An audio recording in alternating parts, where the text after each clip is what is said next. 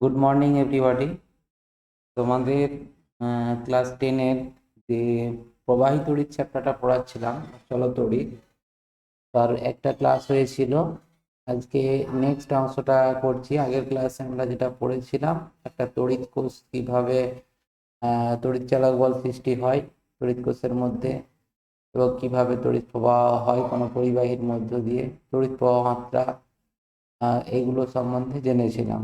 মোটামুটি তোমাদের একটা এতে ধারণা তৈরি হয়েছে তড়িৎ প্রবাহ হয় কোন দিকে ইলেকট্রনের প্রবাহ হয়, এগুলো সম্বন্ধে আমরা একটা ধারণা পেয়েছি। তো আজকে আমরা পরিবাহীর একটা নতুন ধর্ম নিয়ে আলোচনা করব, তারপর ওহম সূত্র নিয়ে আলোচনা করব। তো নতুন ধর্মটা কি না, নতুন ধর্ম হচ্ছে যে পরিবাহীর রোধ। ঠিক আছে, পরিবাহীর রোধ।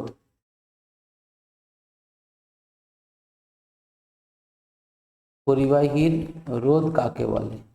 ঠিক আছে, তো রোধ হচ্ছে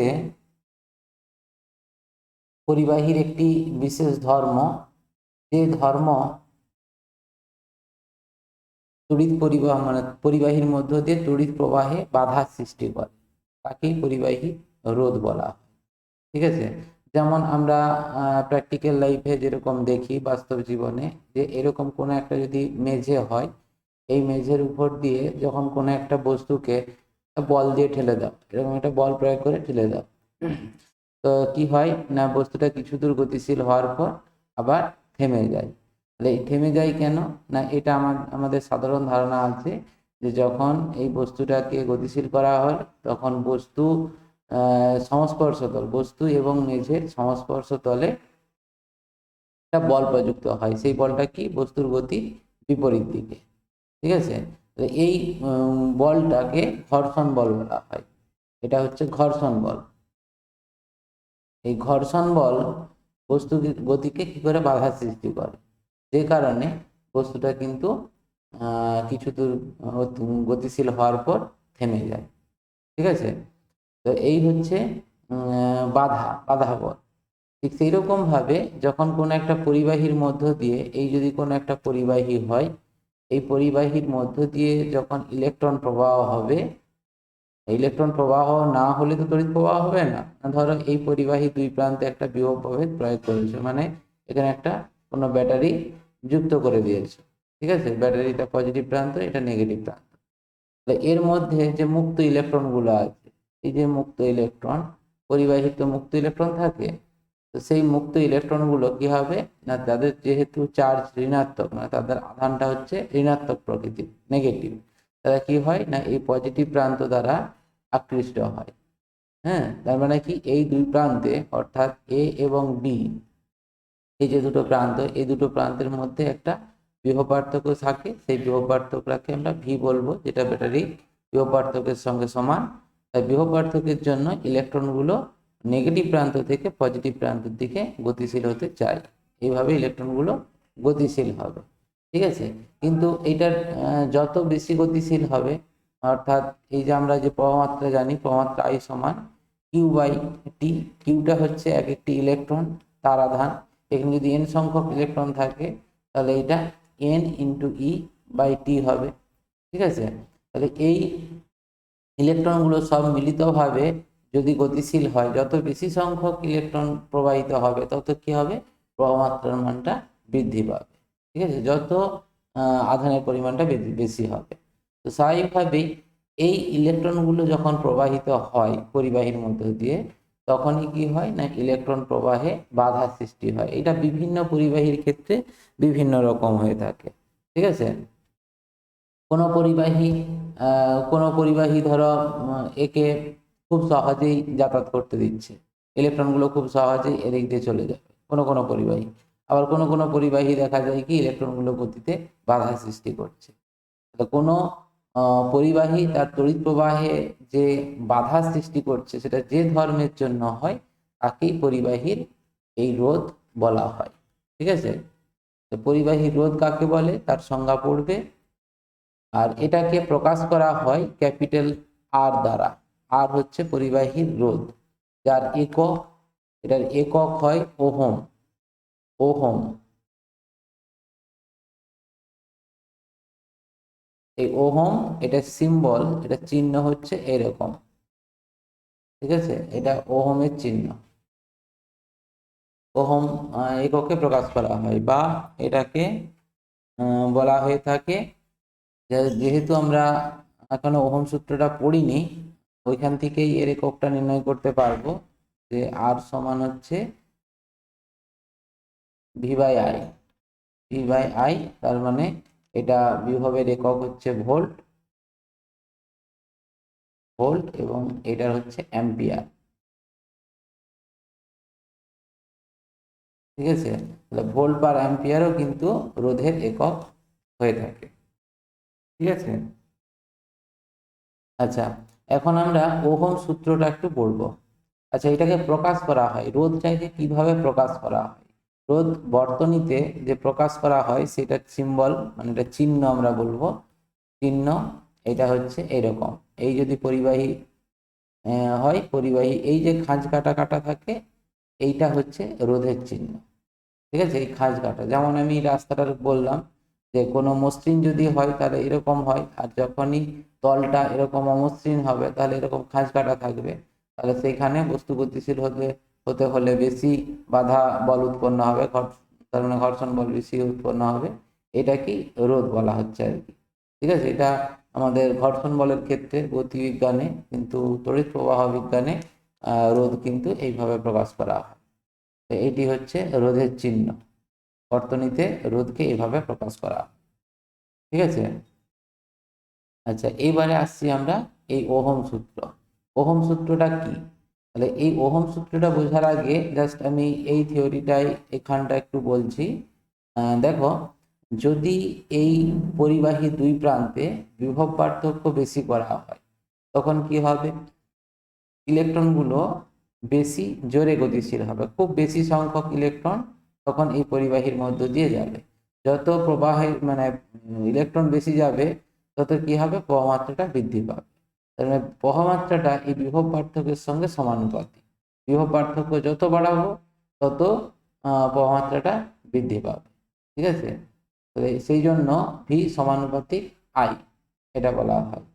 যত বিভব পার্থক্য বাড়াবো তত প্রবাহমাত্রা বাড়বে। অ্যাকচুয়ালি ইলেকট্রন বা আহিত কণাগুলো বেশি পরিমাণ গতিশীল হয়, যে কারণে প্রবাহমাত্রাটা বৃদ্ধি পায়, ঠিক আছে?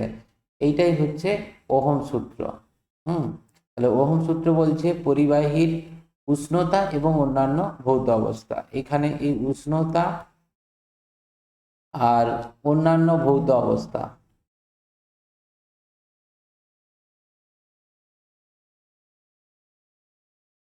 অন্যান্য ভৌত অবস্থা, এই দুটো কন্ডিশন কিন্তু ওহম সূত্রের ক্ষেত্রে বলতে হবে, খুব ইম্পর্টেন্ট। এটা না বললে কিন্তু সূত্রটা ভুল।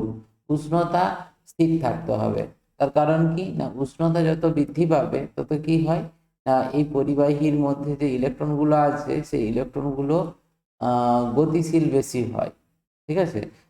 যত বেশি গতিশীল হবে, তারা কি হবে, পরিবাহীর মধ্যে একে অপরের সঙ্গে ধাক্কা হওয়ার সম্ভাবনা তখন আরো বেড়ে যাবে, ঠিক আছে? এই যদি ধরো পরিবাহী হয়, এই পরিবাহীর মধ্যে যে বিভিন্ন ইলেকট্রনগুলো আছে, এরকম যে ইলেকট্রনগুলো আছে, যত উষ্ণতা বৃদ্ধি পাবে, মানে একে যদি কোনোভাবে গরম করে দাও, তাহলে উষ্ণতা যত বৃদ্ধি পাবে এই ইলেকট্রনগুলোর গতিশীলতা বেশি বৃদ্ধি হবে। এই চারদিকে গতিশীল হবে, এদিকে হবে, এদিকে হবে, এদিকে, এরকম চারদিকে ইলেকট্রনগুলো গতিশীল হবে। যদি তুমি কোনো বিভব প্রভেদ প্রয়োগ নাও করো, তবু ইলেকট্রনগুলো এরকম র্যান্ডামলি চারদিকে ছুটতে থাকে, ঠিক আছে? কিন্তু এরপরে তুমি যখন বিভব পার্থক্য এখানে যোগ করছো, পজিটিভ নেগেটিভ দ্বারা কোনো একটা ব্যাটারি দ্বারা যোগ করছো, তখন কি হবে? ইলেকট্রনগুলো এইভাবে গতিশীল হতে হতে পরস্পরের সঙ্গে ধাক্কা খাবে, আর এই ধাক্কা হওয়ার পর তার গতিতে আরো বাধার সৃষ্টি হবে, ঠিক আছে? যার ফলে এমনিতে তো তোমার পরিবাহী ইলেকট্রন প্রবাহে বাধা সৃষ্টি করলে রোধ উৎপন্ন হয়। যেহেতু এখানে ধাক্কার ফলে ইলেকট্রনগুলো আর সহজে চলাচল করতে পারছে না, অর্থাৎ একটা প্রান্ত থেকে আরেকটা প্রান্তে আসতে পারছে না, সেই কারণে রোধটা আরো বেশি পায়, বৃদ্ধি পায়। সেই জন্য তোমাদেরকে বলতে হবে যে উষ্ণতা কিন্তু স্থির রাখতে হবে। উষ্ণতা যদি পরিবর্তন করে দাও তাহলে রোধ পরিবর্তন হবে, আর তখনই ওহম সূত্র কিন্তু মেনে চলবে না, ঠিক আছে? আর অন্যান্য ভৌত অবস্থা কীরকম? অন্যান্য ভৌত অবস্থা বলতে ধরো এই পদার্থটা তুমি কঠিন পদার্থ নিয়েছো, একটা তামার দণ্ড নিয়েছো, ঠিক আছে, বা তামার তার নিয়েছো। সেই তামাটাকে আমি যদি গলিয়ে দিই, গলিয়ে দেওয়ার পর সে তো তরলে পরিণত হবে। তা তরলে পরিণত হলে সেক্ষেত্রে কিন্তু তড়িৎ পরিবহন করতে পারবে, তরল অবস্থায় তড়িৎ পরিবহন করতে পারবে, কিন্তু সেক্ষেত্রে রোধের পরিমাণটা আরো বেড়ে যাবে, ঠিক আছে। তো সেই জন্য এখানে অন্যান্য ভৌত অবস্থা এটা অপরিবর্তিত থাকতে হবে, অর্থাৎ এটা যেমন কঠিন অবস্থায় আছে কঠিন অবস্থায় থাকতে হবে, যদি তরল অবস্থায় থাকে তরল অবস্থাতেই থাকতে হবে, তরল থেকে অন্য অবস্থায় পরিবর্তন হওয়া চলবে না। সেই জন্য এই অন্যান্য ভৌত অবস্থা এই কথাটাও বলতে হবে। উষ্ণতা এবং অন্যান্য ভৌত অবস্থা যদি স্থির থাকে, পরিবাহী মধ্য দিয়ে প্রবাহমাত্রা, এই যে প্রবাহমাত্রাটা হবে আই, এটা বিভব পার্থক্যের সমানুপাতিক হবে, অর্থাৎ বিভব পার্থক্য যত বেশি হবে তত প্রবাহমাত্রা বেশি হবে। তাহলে এটাই হচ্ছে ওহম সূত্র। এটা যদি ব্যাখ্যা করতে বলে তাহলে তোমাকে এটা করতে হবে, এরকম একটা কোনো পরিবাহী আঁকবে। ব্যাখ্যা যদি বলে এই পরিবাহীর রোধ যদি আর হয়, পরিবাহী দুই প্রান্তে যদি একটা বিভব পার্থক্য প্রয়োগ করো, ধরো এই বিভব পার্থক্য ভি প্রয়োগ করলে, এবং তার ফলে যদি প্রবাহমাত্রা আই হয়, তাহলে এটা বলবে যে পরিবাহীর এবি পরিবাহী দুই প্রান্তের বিভব পার্থক্য ভি হলে ভি ওহম সূত্র অনুযায়ী ভি সমানুপাতিক আই। এই সমানুপাতিক থেকে সমান নিয়ে আসার জন্য একটা ধ্রুবক দিয়ে গুণ করা হয়, সেই ধ্রুবকটাকেই পরিবাহীর রোধ আর বলা হয়। তাহলে ভি সমান আর আই, যেখানে আর সমান বলবে আর সমান পরিবাহীর রোধ, ঠিক আছে, পরিবাহীর রোধ। আচ্ছা, এরপর এখান থেকে আর একটা কোশ্চেন থাকে যে ওহম সূত্র থেকে, এই হয়ে গেল ওহম সূত্রের ব্যাখ্যা, এখান পর্যন্ত ওহম সূত্রের ব্যাখ্যা হয়ে গেল। এরপর আর একটা কোশ্চেন থাকে যে ওহম সূত্রের সাহায্যে বা ওহম সূত্র থেকে পরিবাহী রোধের সংজ্ঞা দাও।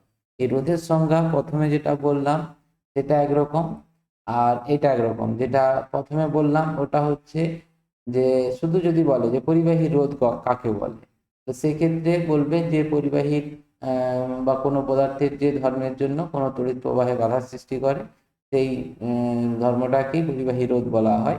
কিন্তু ওহম সূত্র থেকে যদি রোধের সংজ্ঞা বলে তাহলে সেক্ষেত্রে ওহম সূত্র থেকে বলতে হবে, অর্থাৎ ওহম সূত্র অনুযায়ী আমরা জানি ভি সমান আইআর, অতএব আর সমান কত ভি বাই আই, ঠিক আছে, আর সমান ভি বাই আই।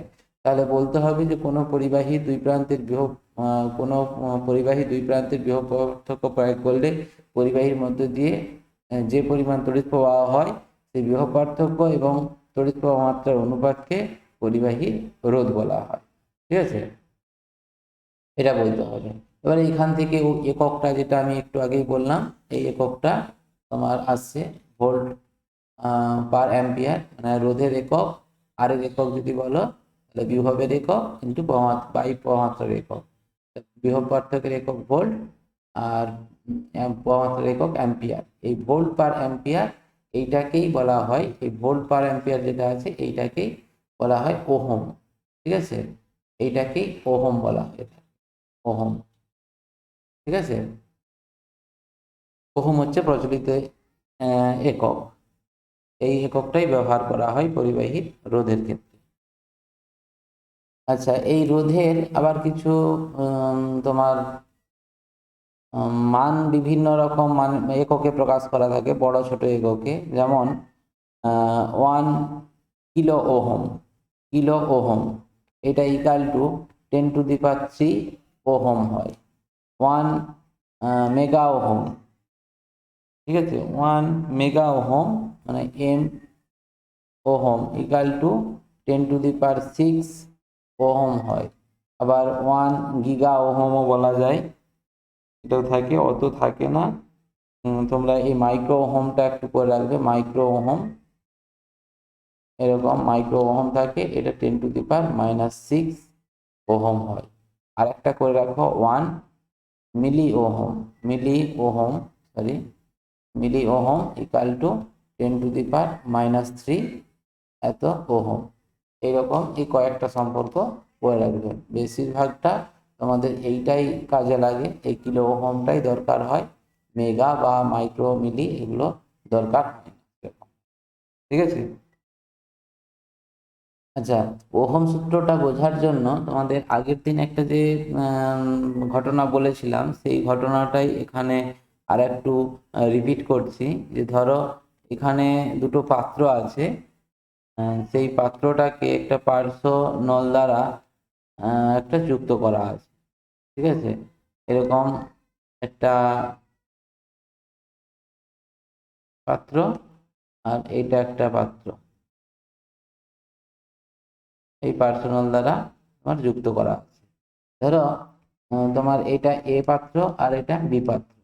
তো এইখানে আমি উচ্চতার পার্থক্য, ধরো জল রেখেছি, এখান পর্যন্ত জল আছে, এইটা জল ধরো নেই। যখন আমরা এইখানে এটা যদি প্যাঁচ কল থাকে, এই প্যাঁচ কলটা যদি আমরা খুলে দিই, ওপেন করে দিই, তখন কি হবে না এই জলের ফ্লো হবে এদিকে।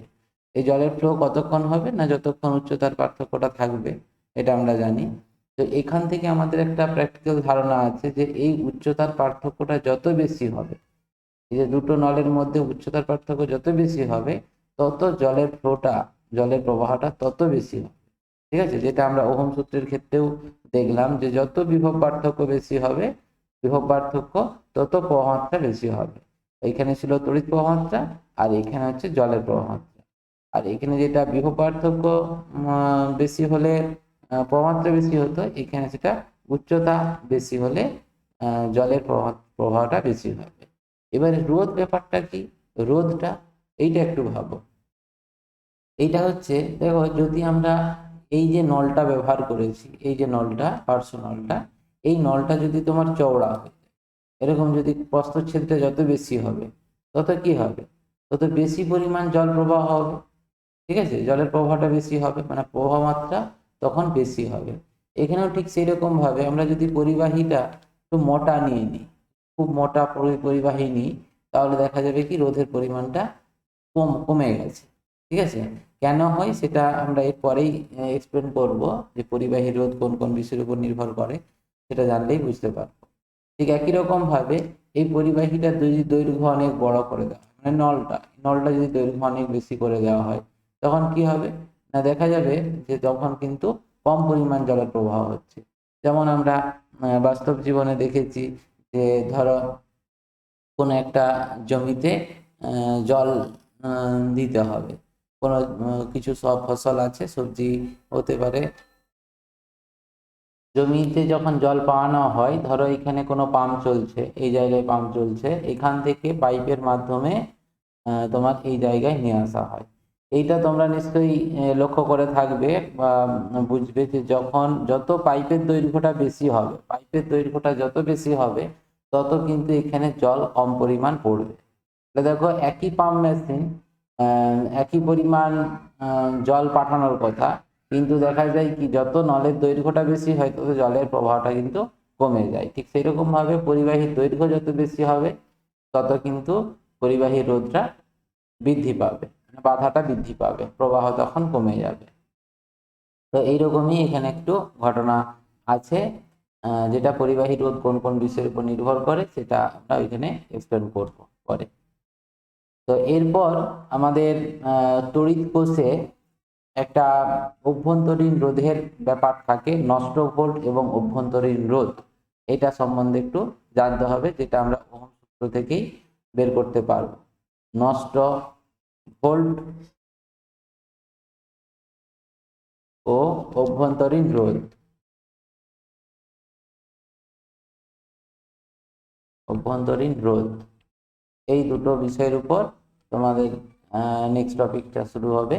তো এখানে এই দুটো থেকেই কিন্তু তোমাদের পরীক্ষাতে কোশ্চেন থাকে, বিভিন্ন অবজেক্টিভ টাইপও থাকতে পারে, এখানে অঙ্কও থাকতে পারে, বর্ণনামূলক কোশ্চেনও, মানে ব্যাখ্যামূলক কোশ্চেনও কিন্তু থাকতে পারে। ঠিক আছে, এই নষ্ট ভোল্ট এবং অভ্যন্তরীণ রোধ, এটা কিন্তু তড়িৎ কোষেরই থাকে। সাধারণত নষ্ট ভোল্ট বা অভ্যন্তরীণ রোধটা তড়িৎ কোষেরই থাকে। আমরা আগের দিন যে তড়িৎ কোষের গঠন সম্বন্ধে বলেছিলাম, বা তড়িৎ কোষ কিভাবে কাজ করে, কিভাবে তড়িৎ কোষ তড়িৎ উৎপন্ন করে, এই ব্যাপারটা আগের দিন বলেছিলাম। তো তো এখানে দুটো দণ্ড থাকবে, সে একটা জিঙ্ক দণ্ড বা একটা কপার, এরকম দুটো দণ্ড। সেই দুটো দণ্ড হচ্ছে তোমার একটা অ্যাসিড থাকবে, লঘু সালফিউরিক অ্যাসিড থাকতে পারে, বিভিন্ন রকম কোষ থাকে, কোনটা ক্ষার হচ্ছে ক্ষার দ্রবণ থাকতে পারে, আবার কোনটার ক্ষেত্রে অ্যাসিড দ্রবণ থাকতে পারে। ঠিক আছে, তো বেশিরভাগ সময় আমাদের এটা দেখি কি অ্যাসিড দ্রবণটাই থাকে। যেমন মোটরসাইকেলের ব্যাটারি যেগুলো থাকে সেগুলোতে অ্যাসিড থাকে, বাড়িতে ইনভার্টারের যে ব্যাটারি থাকে সেগুলোতে অ্যাসিড থাকে। ঠিক আছে, তো সেই তোমার হচ্ছে ধরে নাও ব্যাটারি, আমরা যে বাড়ির যে ব্যাটারিটা ব্যবহার করি, অর্থাৎ ইনভার্টারের ব্যাটারি বা মোটরসাইকেলের ব্যাটারি, এটাই কি করা হয়, প্রথমে চার্জ দেওয়া হয়, চার্জিং করা হয়। চার্জিং হয়ে গেল, হয়ে যাওয়ার পরে তোমার এদিকটা ধরে নাও পজিটিভ আর এটা ধরে নাও নেগেটিভ। এটা পজিটিভ তড়িৎদ্বার, এটাকে বলা হয় অ্যানোড, অ্যানোড। আর এটা হচ্ছে নেগেটিভ তড়িৎদ্বার, এটাকে বলা হয় ক্যাথোড। ঠিক আছে, এবারে এই পরিবাহী দুটো যে চার্জ হয়ে আছে, মানে কি এখানে তোমার নেগেটিভ মানেই এখানে ইলেকট্রনের সংখ্যা বেশি আছে, এটা পজিটিভ মানেই এখানে ইলেকট্রনের সংখ্যা ঘাটতি আছে। এবারে তুমি যখন কোনো একটা পরিবাহী দ্বারা যুক্ত করবে, যুক্ত করলে এখানে কি হবে, তড়িৎ প্রবাহ চলতে থাকবে। ঠিক আছে, তো এখন এই যে ভোল্টেজের ডিফারেন্স আছে এদের দুজনের মধ্যে, এই তড়িৎ কোষটা দুটো তড়িৎদ্বারের মধ্যে যে ভোল্টেজের ডিফারেন্স আছে, ভোল্টেজের যে পার্থক্য আছে, এইটাকেই তড়িৎ চালক বল বলা হয়। ঠিক আছে, তড়িৎ চালক বল, তড়িৎ চালক বল এটা হচ্ছে মুক্ত বর্তনীতে ব্যাটারি দুটি তড়িৎদ্বারের মধ্যে বিভবের যে পার্থক্য থাকে তাকেই তড়িৎ চালক বল বলা হয়। ঠিক আছে, এটা সংজ্ঞা হিসাবে বলতে পারো, যেটি তড়িৎ কোষের দুটি তড়িৎদ্বার যদি মুক্ত বর্তনীতে থাকে, তাহলে দুটি তড়িৎদ্বারের মধ্যে বিভবের যে পার্থক্য থাকে তাকেই তড়িৎ চালক বল বলা হয়। তো এবার এই তড়িৎচালক বলকে প্রকাশ করা হয় ক্যাপিটাল ই দ্বারা, তড়িৎচালক বলকে। এরপর এখানে তোমার, তুমি যদি একটা বহিঃবর্তনীতে কোনো রোধের সঙ্গে এভাবে যুক্ত করে দাও, এভাবে যদি যুক্ত করে দাও, এই রোধ যদি আর হয়, তখন কি হবে না, এই পজিটিভ টু নেগেটিভের দিকে তড়িৎ প্রবাহ হবে, এইদিকে তড়িৎ প্রবাহ হবে আই। ঠিক আছে, যখনই তড়িৎ প্রবাহ হবে ওহম সূত্র অনুযায়ী, তাহলে এই দুটো তড়িৎদ্বারের মধ্যে যদি বিভবের পার্থক্য ভি হয়, অর্থাৎ এই যে ক্যাথোড এবং অ্যানোড, এই দুটোর মধ্যে যদি বিভব পার্থক্য ভি হয়, তাহলে কিন্তু এই পরিবাহীর দুই প্রান্তের বিভব পার্থক্য ভি হবে। অর্থাৎ এইটা যদি এ বিন্দু আর এটা যদি বি বিন্দু হয়, তাহলে এর দুই প্রান্তের বিভব পার্থক্য ভি হবে। ঠিক আছে, মানে ব্যাটারির তড়িৎদ্বার দুটোর মধ্যে বিভব পার্থক্য এবং পরিবাহীর, অর্থাৎ এই যে আর রোধের যে পরিবাহীটা, এর দুই প্রান্তের বিভব পার্থক্য একই। ঠিক আছে, এটা হচ্ছে বদ্ধ বর্তনীতে, বদ্ধ বর্তনীতে বর্তনীতে তড়িৎদ্বার দুটির মধ্যে বিভব পার্থক্য এটা সমান ভি। ঠিক আছে, আচ্ছা এবারে যদি প্রবাহমাত্রা এখানে আই হয়, প্রবাহমাত্রা যদি আই হয় এবং রোধ যদি আর হয়, তাহলে আমরা ওহম সূত্র অনুযায়ী ভি সমান আই আর এটা বলতে পারি। ঠিক আছে, কিন্তু ব্যাপারটা কি হয় না, এখানে যে ঘটনাটা ঘটে, ধরো এটা তো এই দুটো তড়িৎদ্বারের মধ্যে তো কোনো কন্টাক্ট নেই, এটা কি হয় না, তড়িৎ বিশ্লেষ্য যে পদার্থটা আছে তার মধ্যে এটা স্থাপন করা থাকে, ডোবানো থাকে, এর দুজনের মধ্যে একটা কিন্তু ব্যবধান থাকে, একটা সামথিং কোনো একটা ডিফারেন্স থাকে। তো এইখানে কি হয়, এই ইলেকট্রনগুলো এইখানে যে ইলেকট্রনগুলো আছে, সেই ইলেকট্রনগুলো তোমার এই পরিবাহী থেকে এইভাবে এই পরিবাহীতে আসে। ঠিক আছে, তাহলে এইভাবে কন্টিনিউ যখন আসতে থাকবে, তখন কি হবে, তোমার তড়িৎ প্রবাহ বন্ধ হয়ে যাবে একটা সময়, মানে ইলেকট্রন যখন শেষ হয়ে যাবে তখন তো প্রবাহ বন্ধ হয়ে যাবে। কিন্তু প্রবাহ তো কন্টিনিউ করতে হবে। তখন কি হবে না, এখানে রাসায়নিক বিক্রিয়া ঘটবে। এই যে এখানে তোমার H2SO4 বা যে অ্যাসিডটা থাকে, এই অ্যাসিডের সঙ্গে জিঙ্ক দণ্ড কপার দণ্ডের রাসায়নিক বিক্রিয়া ঘটবে, যার ফলে এইখানে তোমার ইলেকট্রনগুলো আবার এদিক থেকে এখানে এসে জমা হবে। ঠিক আছে, যার ফলে কি হবে না, এই তরলের অভ্যন্তরেও একটা প্রবাহ হবে। ঠিক যেরকম ভাবে পরিবাহীর মধ্যে একটা প্রবাহ হচ্ছে পজিটিভ থেকে নেগেটিভের দিকে, এখানেও তখন নেগেটিভ তড়িৎদ্বার থেকে পজিটিভ তড়িৎদ্বারের দিকে একটা তড়িৎ প্রবাহ হবে। ঠিক আছে, কোষের অভ্যন্তরে নেগেটিভ টু পজিটিভ দিকে তড়িৎ প্রবাহ হবে, নেগেটিভ থেকে পজিটিভে। তড়িৎ কোষের বাইরে পজিটিভ টু নেগেটিভ, আর তড়িৎ কোষের মধ্যে নেগেটিভ থেকে পজিটিভের দিকে তড়িৎ প্রবাহ হবে। ঠিক আছে, তো এই যে তড়িৎ প্রবাহটা হচ্ছে, এইটার জন্য এখানে একটা বাধার সম্মুখীন হবে। মানে এখানে যে আয়নগুলো, মানে এখানে সাধারণত ইলেকট্রন নয়, এগুলো আয়ন, এর মধ্যে তোমার আয়ন থাকে পজিটিভ বা নেগেটিভ আয়ন। এই যে আয়নগুলো থাকে, এই আয়নগুলো প্রবাহিত হয়। তো স্বাভাবিকভাবেই এই আয়ন প্রবাহে বাধা সৃষ্টি। ঠিক আছে, যেমন ইলেকট্রন পরিবাহীর মধ্য দিয়ে গতিশীল হলে বাধার সৃষ্টি হয়, বাধার সম্মুখীন হয়, ঠিক একই রকম ভাবে তড়িৎ পদার্থের মধ্যে যখন এই প্রবাহগুলো হয় তখন কি হয়, এই বাধার সম্মুখীন হয় আয়নগুলো, যার ফলে আয়ন তার গতিতে বাধা সৃষ্টি হবে, তার ফলেই এখানে একটা রোধের উৎপত্তি হবে, সেটাকে আমরা ছোট হাতের আর, এটা কি অভ্যন্তরীণ রোধ বলছি। তাহলে অভ্যন্তরীণ রোধ, অভ্যন্তরীণ রোধ এটাকে আমরা বলবো ছোট হাতের আর।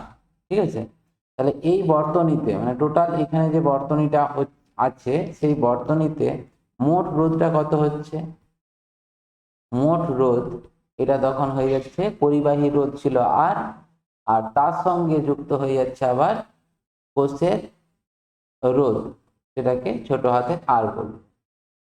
তাহলে এখন যে প্রবাহ মাত্রাটা হবে, প্রবাহ মাত্রাটা যেটা পাওয়া যাবে, এই দুটো রোধ মিলে প্রবাহকে একটা বাধা সৃষ্টি করছে। তাহলে স্বাভাবিকভাবেই এখানে যে প্রবাহ মাত্রা আই পাবো, সেটা এই তড়িৎ চালক বলের জন্য E divided by R plus R. কারণ কি না, আমরা ওহম সূত্র অনুযায়ী জানি ভি সমান আই আর, সমান কত, ভি বাই আর। সেখানে বিভব প্রভেদ ছিল, এখানে হচ্ছে তড়িৎ চালক বল। ঠিক আছে, কোষের তড়িৎ চালক বল, সেই জন্য ই বাই আর, আরটা সেখানে একটি মাত্র রোধ ছিল, এখানে যেহেতু ও পরিবাহী রোধ এবং তড়িৎ কোষের রোধ আছে, সেই জন্য দুটো যোগ হয়ে গেছে। ঠিক আছে, এবারে কি হবে, এটাকে এবারে কোনাকুনি গুণ করে দাও, তাহলে I R plus I R equal to E. এইখানে দেখো এই আই আর এইটা সমান হয় ওহম সূত্র অনুযায়ী। দেখো এই যে পরিবাহী দুই প্রান্তের যে বিভব পার্থক্য, অর্থাৎ ভিএ মাইনাস ভিবি, যেটা আমরা ভি বলেছিলাম, যে বিভব পার্থক্য তোমার কোষের দুই তড়িৎদ্বারের মধ্যে যে বিভব পার্থক্য ভি, এই ভিটা সমান ওহম সূত্র অনুযায়ী আই আর হবে। ঠিক আছে, কারণ কি কোষের দুটো তড়িৎদ্বারের মধ্যে বিভব পার্থক্য আর পরিবাহী দুই প্রান্তের বিভব পার্থক্য সমান হয়। ঠিক আছে, তাহলে এই জায়গাটাতে আমি কি বসাতে পারবো, V plus I R equal to E. অতএব এখান থেকে আমি যদি ভি বের করি, তাহলে ভি সমান কত, ই মাইনাস আই আর। তাহলে দেখো যে যতক্ষণ কোনো পরিবাহীর মধ্য দিয়ে কোনো তড়িৎ কোষ তড়িৎ প্রবাহ সৃষ্টি করবে, যতক্ষণ তড়িৎ প্রবাহ এই পরিবাহীর মধ্য দিয়ে চলবে, ততক্ষণ কিন্তু তার বিভব পার্থক্যটা, এই বিভব পার্থক্যটা তার তড়িৎ চালক বল অপেক্ষা কম হবে। ঠিক আছে, কারণ কি না, এই যে কোষের অভ্যন্তরীণ রোধ আর, এই আর এর জন্য একটা বিভব পার্থক্য নষ্ট হয়ে যায়, সেই জন্য এইটাকেই নষ্ট ভোল্ট বলা হয়।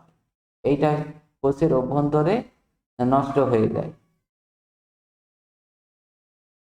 এইটাকে কিন্তু আর কোনোভাবেই আমরা উদ্ধার করতে পারবো না। বা কোষকে আমরা যদি কোষ থেকে তড়িৎ প্রবাহ নিই, তাহলে এই পরিমাণ তড়িৎ শক্তি কিন্তু তোমার সবসময় নষ্ট হয়ে যাবে, এটাকে কোনোভাবেই উদ্ধার করতে পারবো না বা আমরা কাজে লাগাতে পারবো না, সেই জন্য এটাকে নষ্ট ভোল্ট বলা হয়।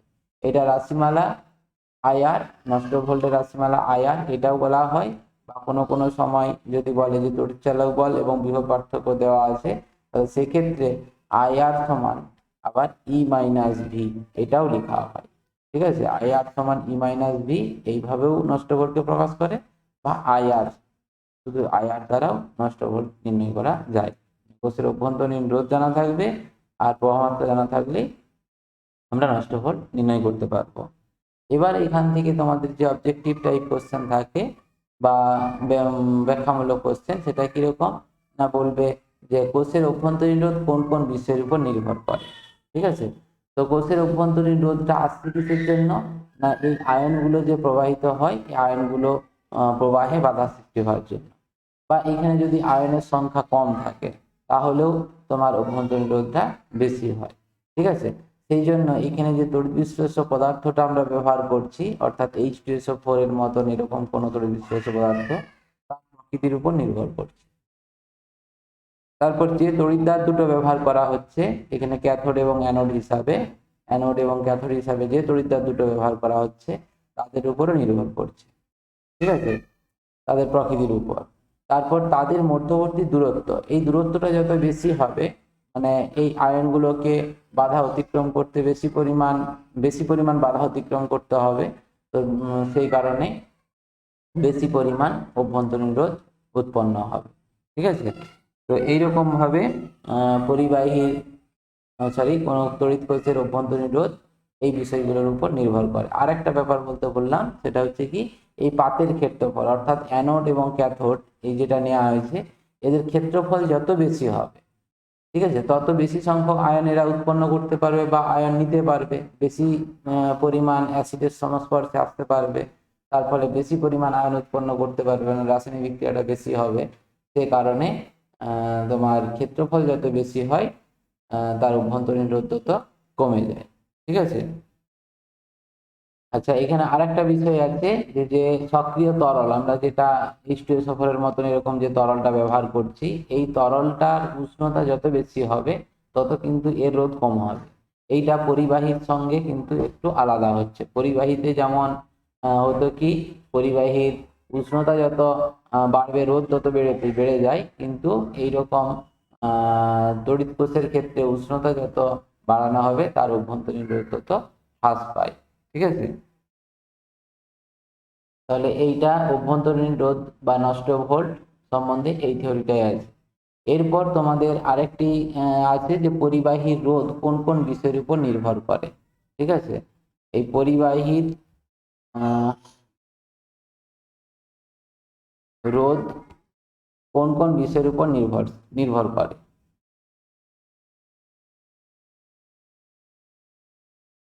বিষয়ের উপর নির্ভর করে,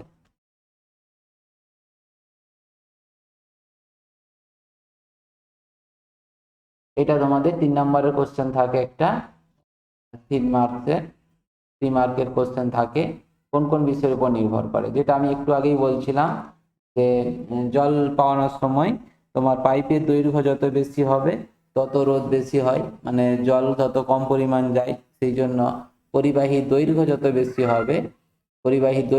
বেশি হবে তত কি হবে, রোধটা বৃদ্ধি পাবে, সেই জন্য আর সমানুপাতিক হয় এল।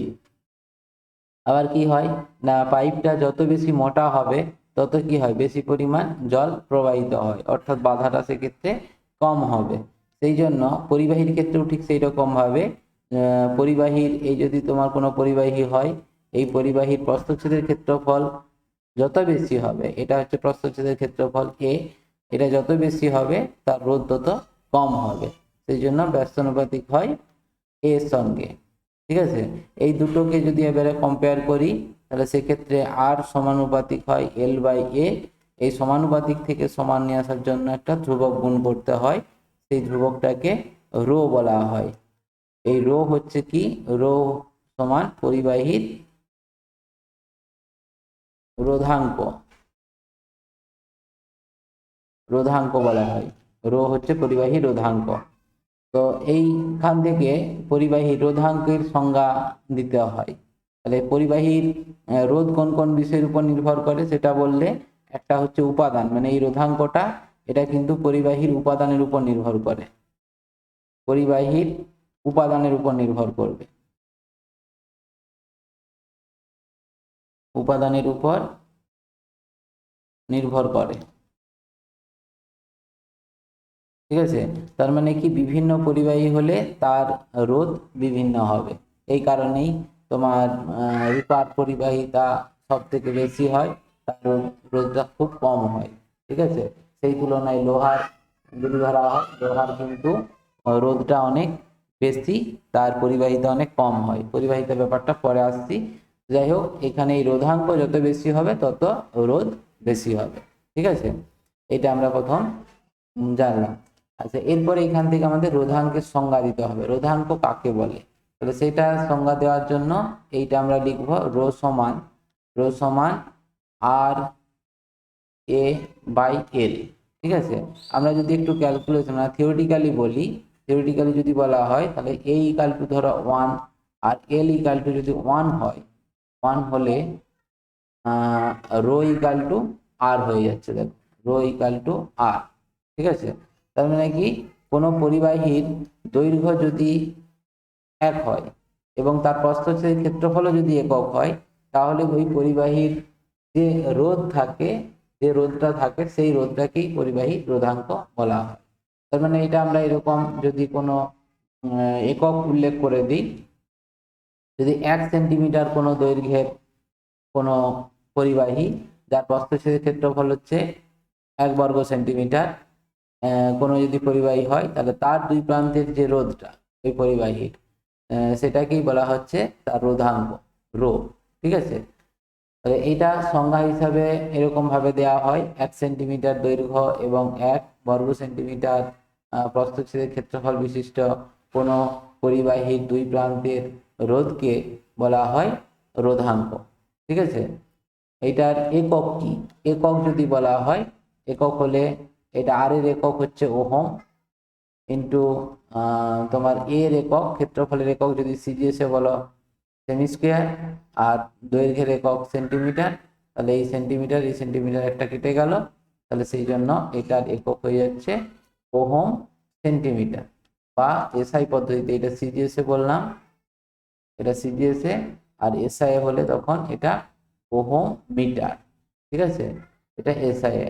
এখানে দেখো ওহমটা এটা প্রচলিত একক, ব্যবহারিক একক, এটা সিজিএস এসআই কিন্তু চেঞ্জ করা হচ্ছে না, এটা ওহমেই থাকছে, শুধুমাত্র এই দৈর্ঘ্যের এককটাই চেঞ্জ হচ্ছে সেন্টিমিটার আর মিটারে। ঠিক আছে, তো ধরো এখান থেকে এরকম একটা কোশ্চেন থাকে যে কোনো একটা পরিবাহী রোধাঙ্ক 0.03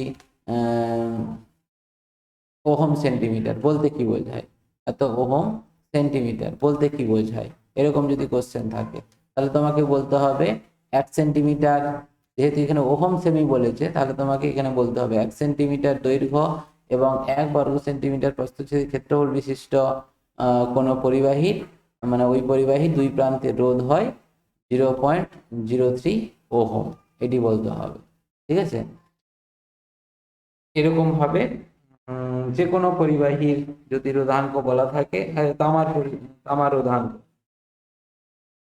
0.9 বলতে কি বোঝায়, সেক্ষেত্রেও তোমাদেরকে একই বলতে হবে। 0.9 ওহম মিটার বলতে কি বোঝায়, সেক্ষেত্রে এটাই বলবে যে 1 মিটার দীর্ঘ এবং 1 বর্গ সেন্টিমিটার প্রস্থচ্ছেদের ক্ষেত্রফল বিশিষ্ট কোনো মানে তামার দণ্ডের দুইটি বিপরীত তলের রোধ 0.9 ওহম। ঠিক আছে, এইভাবে বলবে। আচ্ছা, এখানে তোমাদের আরেকটা বিষয় জানতে হবে, সেটা হচ্ছে পরিবাহিতা। পরিবাহিতা হচ্ছে রোধের অনন্যককে বলা হয়। পরিবাহিতা, পরিবাহিতা এটা সমান 1/রোধ, 1/রোধ। তার মানে কি, যে পরিবাহীর রোধ যত বেশি হবে তার পরিবাহিতা তত কম হবে। তড়িৎ পরিবাহিতা মানে, পরিবাহিতা বলতে এরকম তড়িৎ পরিবহন কতটা সে সহজভাবে বা ইজিলি করছে, হ্যাঁ, কত বেশি পরিমাণ তড়িৎ পরিবহন করছে, সেটাই হচ্ছে তার তড়িৎ পরিবাহিতা। তো রোধ যত বেশি হবে তত তার পরিবাহিতা কিন্তু হ্রাস পাবে। তো এই পরিবাহিতা থেকে পরিবাহিতাঙ্ক এটা আছে। পরিবাহিতাঙ্কটা কি? পরিবাহিতাঙ্ক, ঠিক আছে, পরিবাহিতাঙ্ক এটাকে প্রকাশ করা হয় সিগমা দ্বারা। সিগমা, এই সিগমা সমান 1/ρ। যেমন পরিবাহিতা রোধের অনন্যক, সেরকম রোধাঙ্কের অনন্যক হচ্ছে পরিবাহিতাঙ্ক। ঠিক আছে, তার মানে যত রোধাঙ্ক বেশি হবে, কোনো পরিবাহী রোধাঙ্ক যত বেশি হবে, পরিবাহিতাঙ্ক তত কম হবে। ঠিক আছে, এই পরিবাহিতাঙ্কের একক কি হয়? পরিবাহিতাঙ্কের একক এটা ঠিক রোধাঙ্কের এককের উল্টো। যেমন এটা ওহম মিটার বলছিলাম, এটা তখন হয়ে যাবে মো মিটার, মিটার ইনভার্স বা মো সেন্টিমিটার ইনভার্স।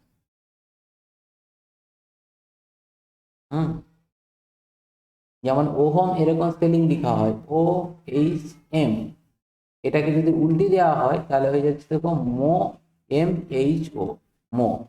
সেই জন্য এটার একক মো, মো সেন্টিমিটার ইনভার্স বা মো মিটার ইনভার্স। ঠিক আছে, এইটি হচ্ছে পরিবাহিতাঙ্কের একক। আচ্ছা, এই হলো পরিবাহিতাঙ্ক, রোধাঙ্ক।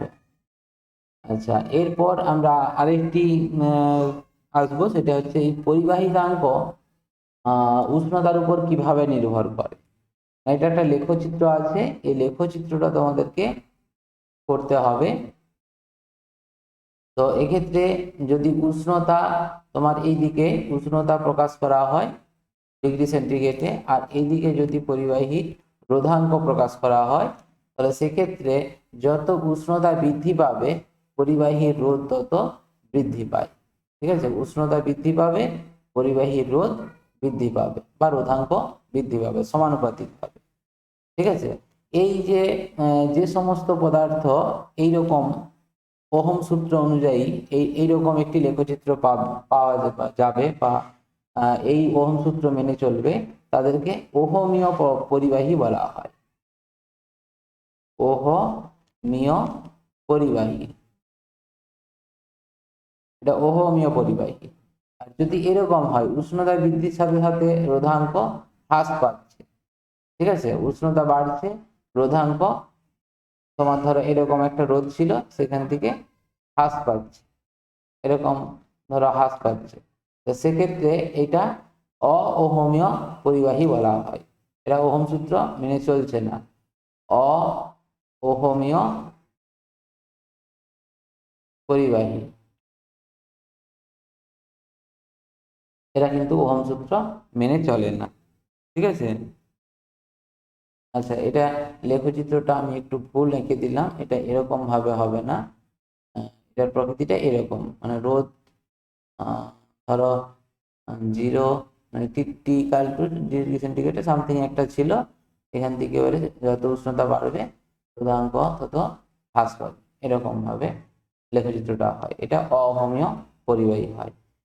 এইটা হচ্ছে ওহমীয় পরিবাহী, ওহম সূত্র মেনে চলছে। এটা সাধারণত তাদের ক্ষেত্রে হয় যে কোনো ধাতব পদার্থ। ঠিক আছে, ধাতব পদার্থ এটার ক্ষেত্রে হয়। আর এই অহমীয় পরিবাহী এটা যারা দেখায় সেটা হচ্ছে অর্ধ পরিবাহী, অর্ধ পরিবাহী, অর্ধ পরিবাহী যেমন সিলিকন হয়, জার্মেনিয়াম হয়, ঠিক আছে, কার্বন, এরকম ধরনের অর্ধ পরিবাহীগুলো অহমীয় পরিবাহী হয়, অর্থাৎ ওহম সূত্র তারা মেনে চলে না। আচ্ছা, এরপর তোমার রোধের একটা ব্যাপার আছে যে উষ্ণতা যদি হ্রাস পায়, এখানে যেমন ধরো আমরা রোধাঙ্কটাকে একদম শূন্য করে দিয়েছি, অ্যাকচুয়ালি এই শূন্যটা এখান থেকে করা উচিত নয়। অ্যাকচুয়ালি এইখান থেকে মানে লেখচিত্রটা এইখানটা থেকে শুরু করতে হবে। ঠিক আছে, কেন বলো তো? কারণ টি ইকাল টু 0 ডিগ্রি সেন্টিগ্রেডে রোধ কিন্তু শূন্য হয় না, রোধাঙ্ক শূন্য কিন্তু হয় না। অ্যাকচুয়ালি এটা হয় কিরকম, এটা এই লেখচিত্রটা যদি কেলভিন স্কেলে প্রকাশ করা হয় তখন এরকম হবে। এটা যদি কেলভিন স্কেলে উষ্ণতাকে প্রকাশ করি তাহলে সেক্ষেত্রে 0 কেলভিনে তখন কিন্তু রোধাঙ্কটা 0 হবে। 0 কেলভিন এইটা তখন এই মূলবিন্দু থেকে নিয়ে যেতে পারবে। আর এইটার ক্ষেত্রে একদম সঠিকভাবে মানে এই লেখচিত্রটাকে আমরা যদি সঠিকভাবে প্রকাশ করি তাহলে এইটা এরকম, যেটা তোমরা গ্যাসের গতিতত্ত্বে পড়েছ সেরকম হয়। এটা যদি ডিগ্রি সেন্টিগ্রেডে টি ইকুয়াল টু যদি ডিগ্রি সেন্টিগ্রেডে প্রকাশ করো তাহলে এইরকম লেখচিত্রটার প্রকৃতিটা হয়। ঠিক আছে, ওহম সূত্র এগুলো সব কিন্তু ওহমীয় পরিবাহীর ক্ষেত্রে বলছি। তার ফলে কি হবে, এটাকে যদি তুমি পিছনের দিকে বাড়াতে থাকো তাহলে একটা সময় এটার রোধাঙ্কটা 0 হবে। কত না, এটাও সেই একই রকম গ্যাসের মতোই -273 ডিগ্রি সেন্টিগ্রেড উষ্ণতায় এর রোধাঙ্ক 0 হয়, অর্থাৎ রোধটা 0 হয়। তো এইটা সব পরিবাহীর ক্ষেত্রে কিন্তু নয়।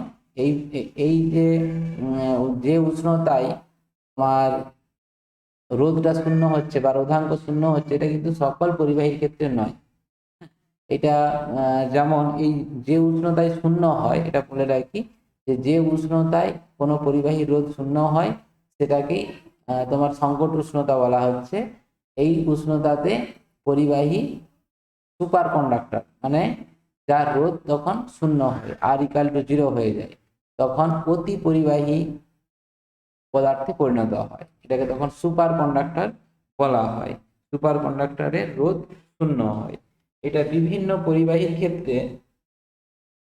এই সংকট উষ্ণতাটা বিভিন্ন হয়। যেমন এখানে উদাহরণ দেওয়া আছে যে সীসার ক্ষেত্রে 7K, সীসা মানে লেড যেটা পিবি, এর ক্ষেত্রে তোমার 7 কেলভিন উষ্ণতায় এ সুপার কন্ডাক্টর হিসাবে আচরণ করে। তারপর পারদ এইচজি এ বলে যেটা দেওয়া আছে 4.2 কেলভিন উষ্ণতায় তার রোধাঙ্ক 0 হয়ে যায়, অর্থাৎ সে তখন সুপার কন্ডাক্টর হিসাবে কাজ করবে।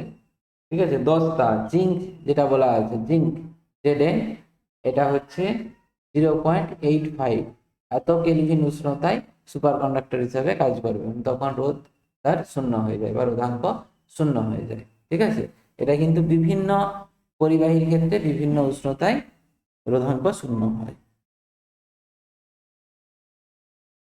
ঠিক আছে, তাহলে এই ছিল আজকের ক্লাস ওহম সূত্রের উপর। এই যে টপিকসগুলো বললাম এইগুলো একটু পড়ে রাখবে তোমরা।